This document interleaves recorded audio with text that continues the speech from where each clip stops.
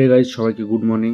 আর শনিবার ছুটির দিন, তবুও মার্চ মাস বলে কথা, ডিউটি করতে হবে। তো বেরিয়ে পড়লাম। আজকে একটু দেরি হয়েছিল, তো সবার প্রথমে চলে গেলাম একটা কালেকশানে। ওখান থেকে কালেকশানটা হওয়ার পর তো ভাবলাম কিছু খাওয়া দাওয়া করে নিই। চিকেন নিয়ে এসেছিলাম আর বেগুন ছিল ঘরে, তো ভাবলাম একটা বেগুনের চপ আর পেঁয়াজের চপ করবো, আর তার সঙ্গে চিকেন ভাত। তো মোটামুটি সব কাটাকুটি হয়ে গেছিলো, তারপর শুরু করলাম রান্না।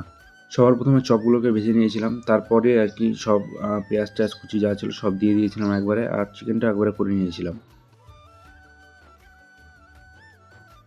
এরই মধ্যে দেখতে পেলাম যে বাড়ির সামনে দিয়ে ফুচকা যাচ্ছে, তো সেখান থেকে ফুচকা নিয়ে এসেছিলাম কটা, তো রুমের মধ্যে ভাতটা চাপিয়ে দিয়ে খেয়ে নিয়েছিলাম। এখানে 10 টাকায় 5টা ফুচকা দিয়েছিল। তোমাদের ওখানে 10 টাকায় কটা দেয় প্লিজ কমেন্টে জানিও।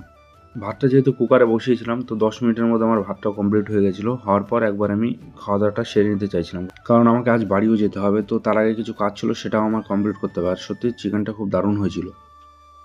সমস্ত কাজ শেষ করে আমি বাড়ি যাওয়ার পথে, এটা ইসলামপুর বাইপাস, এখান থেকে প্রায় আমার বাড়ি 62 কিলোমিটার। বাড়ি পৌঁছতে পৌঁছতে আমার রাত হয়ে যাবে, আর সামনের দিকে রাস্তা অনেকটা খারাপ আছে। তো আজকের ভিডিও এখানে শেষ করছি, আবার দেখা হচ্ছে পরের ভিডিওতে। ততক্ষণ জন্য ভালো থেকো, সুস্থ থেকো, টাটা।